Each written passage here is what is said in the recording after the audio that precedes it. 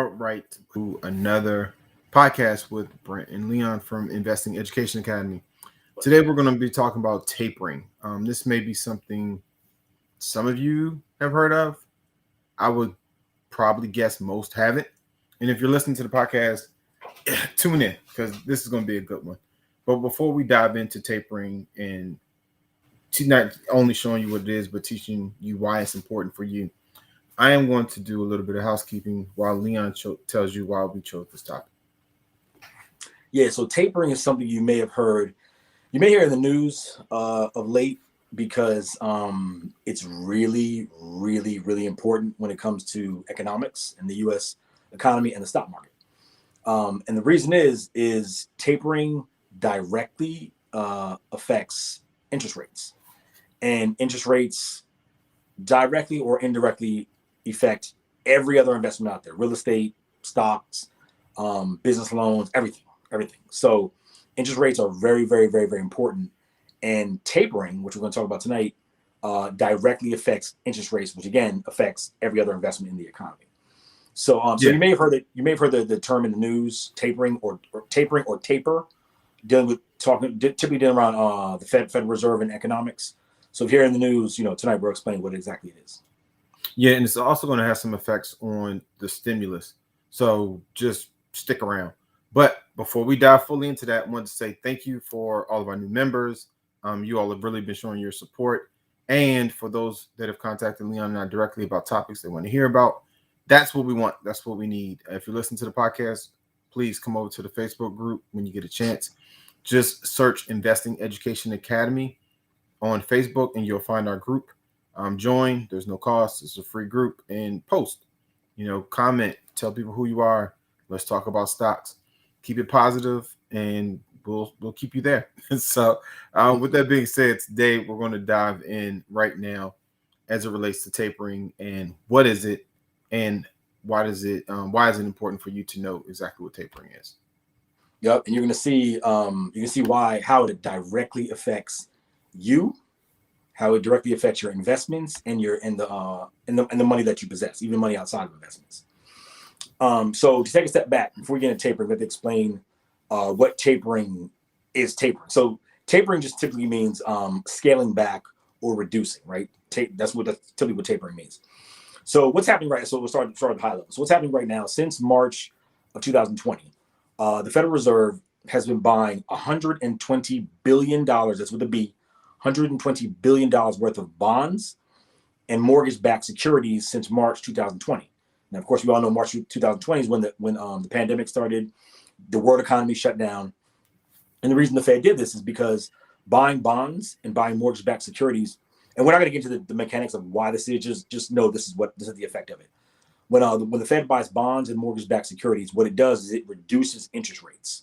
So what the Fed has been doing, they've been artificially keeping rates, effectively near zero. The Fed, so there's two things. The Fed cut, one thing is they can actually cut rates, the prime rate, and they can also buy bonds and mortgage-backed securities that also helps keep interest rates low.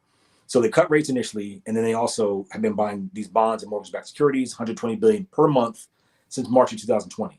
So rates, all that's been keeping rates effectively near zero. And why that's important is because, think about it. Anytime you get a loan, or a loan, car loan, mortgage loan, business loan, anything, there's a cost to it, right? The cost is the interest rate. Right now, the cost of money is essentially almost free, right? So you can go out here and get loans and the rate in your loan can be anywhere from 1% to maybe 3%. Like I have a friend of mine, she got a car loan, and she was looking at some credit unions, and their car loan rates were between like 1.5% to 3%.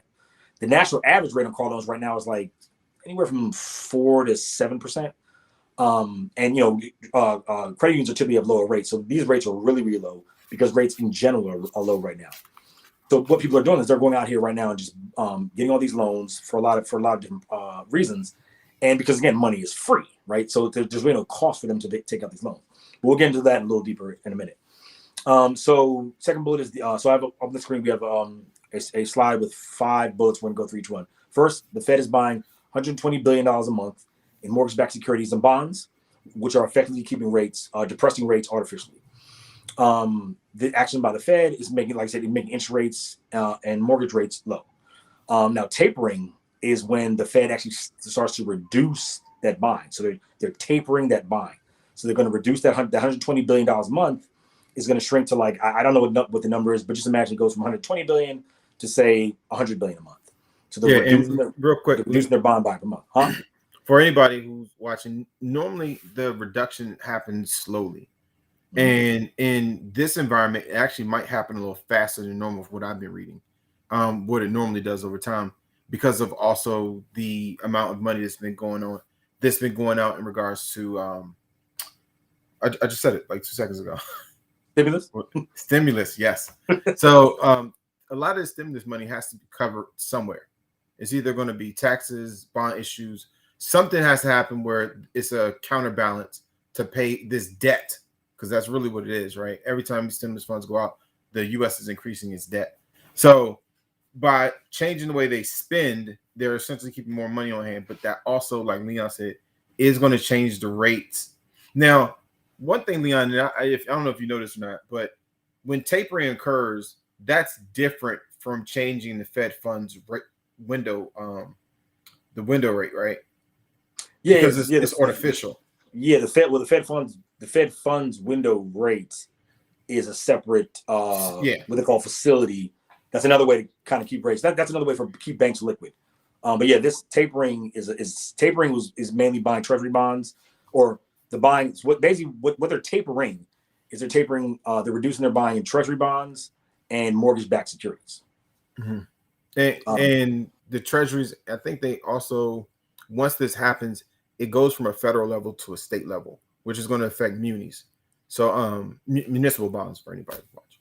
So anyway, this is going to be a huge trickle effect. And I just want you all to understand that this, in conjunction with those that are used to getting stimulus at this point, and notice I say used to, because a lot of people, they really are. The IRS is cracking down on people misappropriating funds. This tapering is happening in the economy. Interest rates are going up. It is a lot of things happening, creating a very perfect storm. And if you all are still keeping your money in a savings account, and if you all are still keeping your money in, these traditionally safe investments, the interest rates that you are receiving will not even keep pace with inflation. And when the smoke clears and these stimulus checks aren't coming, and these other support systems, and money costs more, because that's what's happening, right? Money is going to become more expensive. So please, if money's more expensive, then your money needs to be working harder for you at this time. Just please understand that. Yep. So tapering, so they're going to be cutting back on their bond buying and their mortgage-backed securities buying.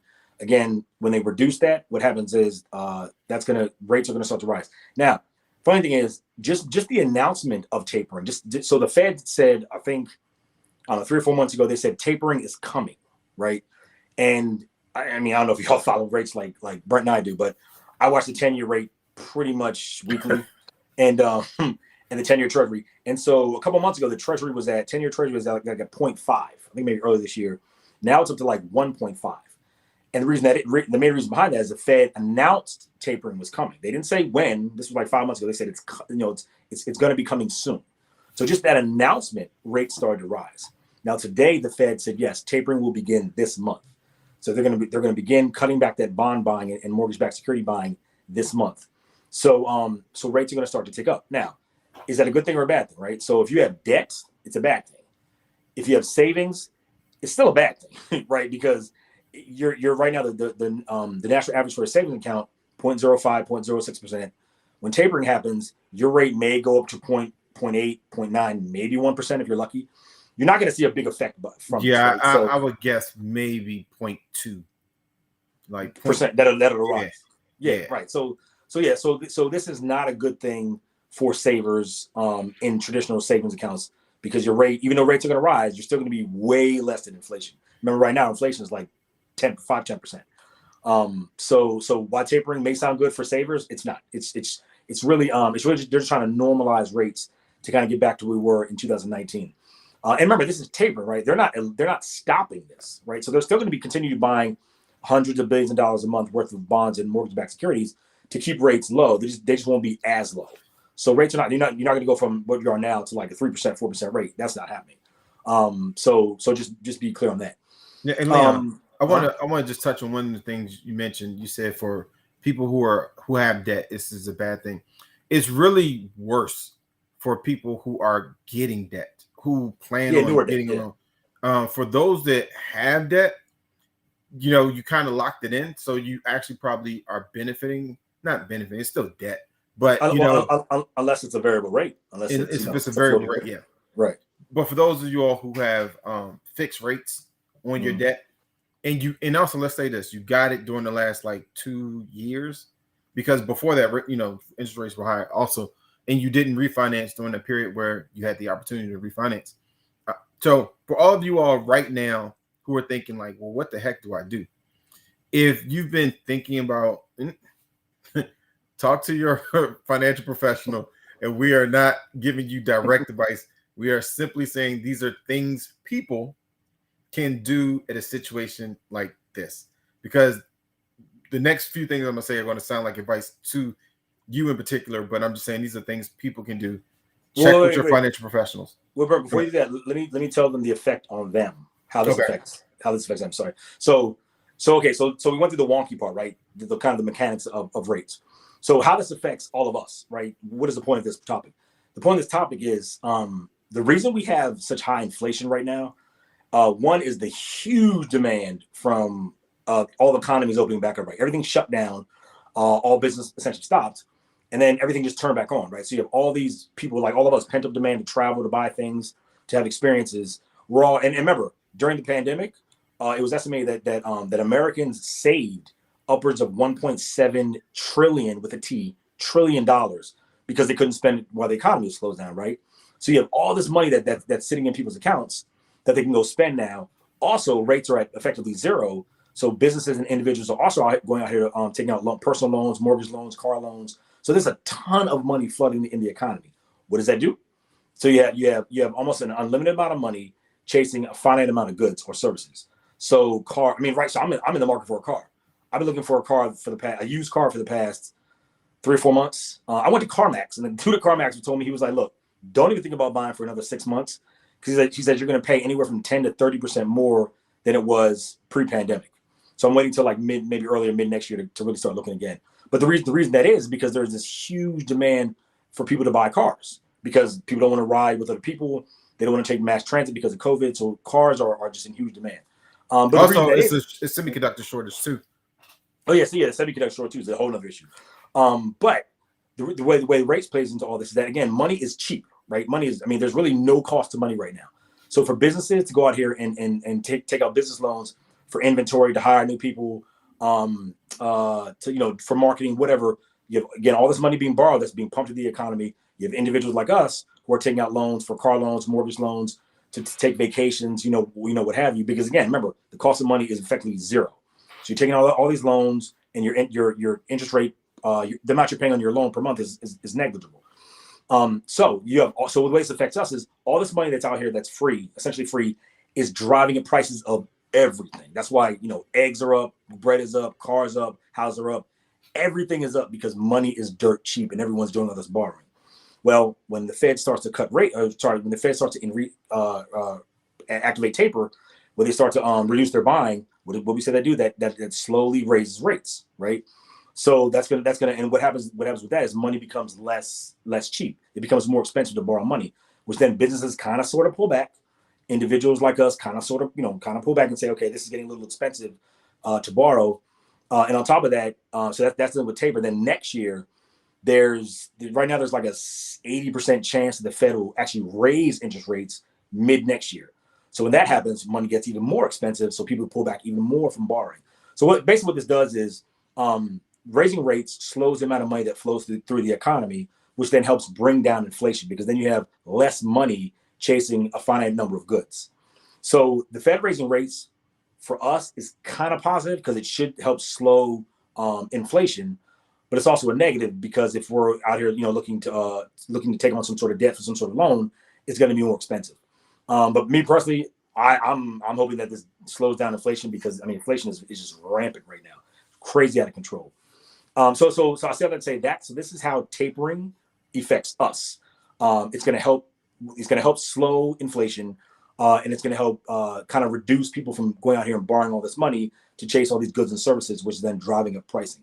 So tapering for us as consumers is a good thing, and it's, like I said, it's going to begin this month, and there's a high probability that the Fed will actually raise actual rates next year on top of tapering, which again will then raise rates even more, which then will help slow borrowing, which then hopefully will help slow demand, which will help bring down rates. So that's what tapering is. All right, and real quick, that's how it affects all of us. Yeah, and so right now with that happening, you have to think like, what debt do you have? What debt is variable? What debt is fixed? If you know you're going to need money next year, should you get it this year instead? Should you get it, sooner than later? At least secure it, and maybe if you secure it with a fixed loan, you start paying on it sooner. But at least when rates continue to go up, which they will, and you have the secure money, you're essentially getting it at a cheaper price. And I know it may be kind of foreign for some of you all to think about kind of buying money or how much money costs, but we've been doing it our whole life. Nobody just talked about it in that fashion. Every time you take out a loan, no matter what the loan is, you're actually paying for that money. You're paying, unless it's free, of course. But in most cases, when we take out loans, there's some interest rate connected to it, which means we're paying for the money we're using. Right now is amongst the lower rates, and that means that it's a little cheaper right now to borrow money or to use money. Later on, it's going to be more expensive. So you business owners out there who are thinking, you know what, I know I'm going to need a loan for some equipment, I would say give it some strong consideration after you talk to your financial professional to see if it makes sense to do it now. For you parents who, next year your kids are going to school and you need to secure money for it, you might want to think, should we do it now? Or are we going to wait till June or July of next year when rates might be up to take those loans, when you'll be paying more for that money after you talk to your financial professional? So just because we're giving you this information, it's a great time to say, well, what else can I do to position myself most favorably knowing this information, which I would guess many people didn't know before.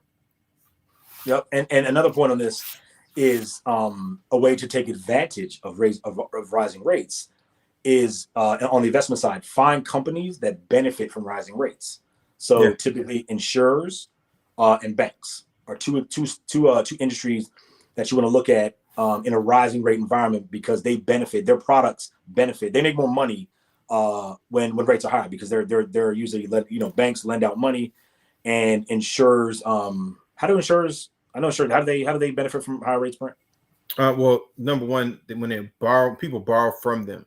So when you have certain insurers, depending on the type of insurance it is or the type of insurer, they work pretty much similar to banks. People borrow money, they have to pay it back. There's interest rates affixed to it. But also for insurance companies, they're huge options investors.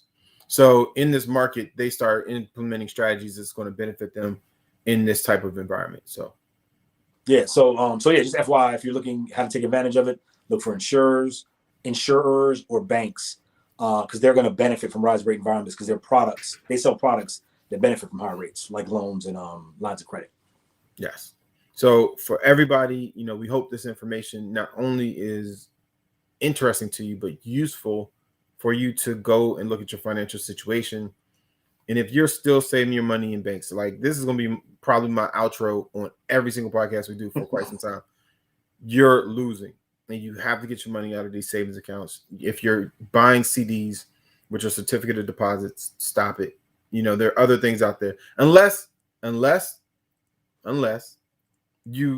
it's suitable for your situation right now. If that's the case, cool. But by and large, most people really shouldn't be saving money in a savings account. It's a horrible way to save money.